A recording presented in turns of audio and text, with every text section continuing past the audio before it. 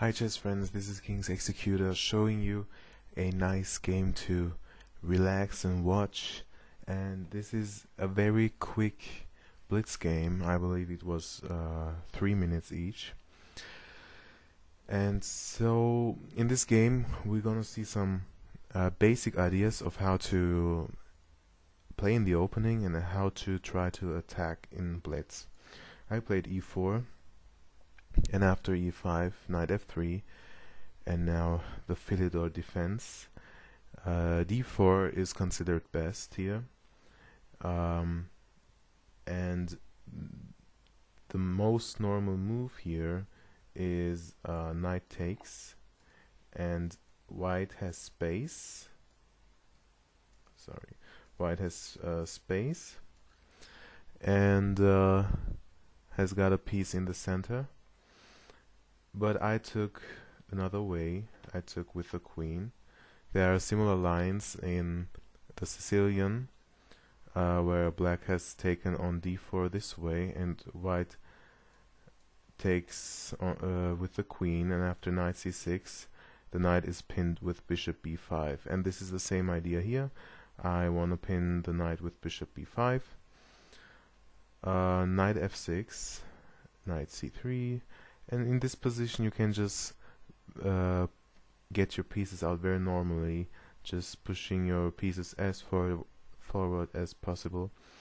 Castle, so now there is no bishop b5 with the pinning idea. So I castled long. Of course I want to attack. This is blitz. You need to attack in blitz. And c5. Now this is a blitz type of move, gaining a tempo, but he could have gained that tempo with knight c6, developing a piece, and a6, trying a pawn storm on my side. Makes sense, but let's see. Now bishop takes f6 would be best here, which I overlooked because I just played too quick. If you take here, of course, black doesn't want to double his kingside pawns, I guess. So black, white wins something here, gains an advantage. But I played quick and played this move, a developing move. The difference is not that big to the engine, actually. Funny. b5. And knight d5, because that knight is going to be kicked anyway, and if there's a exchange of knights, my pawn will land here, getting out of the way of the rook here. Knight takes was played, but I decided taking with the queen, of course, because that rook here is hanging. And after bishop takes with check, I need to recapture the bishop. Rook a7 now. Bishop h5, provoking g6, because after g6, which was played, now I can move back with the bishop and attack that pawn with my h-pawn, and now I'm gaining some ground, I believe. I played bishop f3 because I was expecting bishop b7.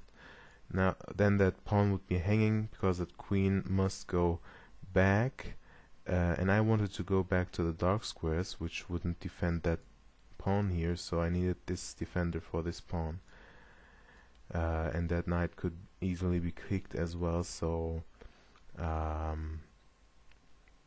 bishop f3 was logical. Bishop b7 was played. That move imprisons this rook. Queen d2. Now I'm defending my knight, and I'm defending the pawn here. Knight c6 and h4. As simple as it gets. Knight d4. That to me is very time consuming. I don't really see black's attack here. I want to have this pawn defended, letting this bishop look stupid. If he takes, I'll take with the pawn, and then there's a brick wall against this bishop. So This knight maneuver does nothing. h5, b4, and in this position I thought, okay, I'm on the black king. I'm touching down here. Is there a way to play? And this is a moment where you can just pause the video and think about the next move for black. Okay, the next move for white, I'm sorry. So of course the initial plan was to take on g6, which is correct, but there's a way stronger move, and that's knight h7, opening up lines. And this is a position that's just dropped back, where you just have to know that there is such a sacrifice. It's possible the rook is ready to have a king on h7 and giving it some discovered check here, and when I knew that there was such a move, and then when I just look 1-2 moves ahead, I knew it's just perfect move here. He took my knight. Let's just drop back. If rook e8, which would be the engine type of move, well, black is lost here. Anyway, now we can choose between takes on g6 or queen h6. It doesn't really matter. If queen h6 first, bishop takes, pawn takes, f5, activating this rook for defense, knight g5, and now the h8 square. There is a mate threatened, so queen f6, and now we can take this rook and take on d4. Now this is a very nice variation by the computer. You want your queen to defend the king, so if you take with the pawn, the purpose of that sacrifice was, or would have been, queen h3, threatening check on c8 and b3 at the same time, so it's a double attack move. Very nice. And black can only cover one of those.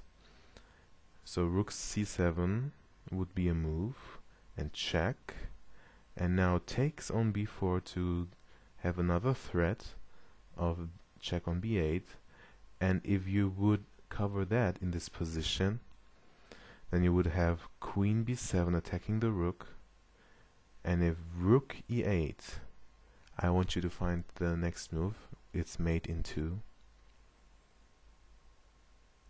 Well, it's simply rook check, sacrificing the rook and giving mate. So if after this position if you can't play rook back and you have to play king g7, then you're losing the rook anyway. So if you think that black might have a chance with queen takes here and threatening something like this, well, we have a very quick white mating attack here, and it's over. So this would be a line after rook e8. He took my knight. Of course, in Blitz you mostly take material and you have no time to calculate, and it's lost anyway. So takes with check here, double check, and if he takes with the king, I'll go check here, and the king is hunted. I forgot to prepare one variation. If the king comes back here, what you can do is queen h6, and if queen g5 check is just one move to stop, and queen f6, we have queen h7 checkmate. So that's simply lost.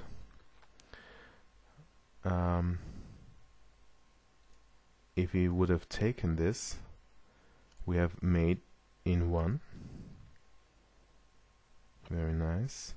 So he played the only move, king g7. I played queen h6 check. I played g7 check. And now I can take on f7 at leisure.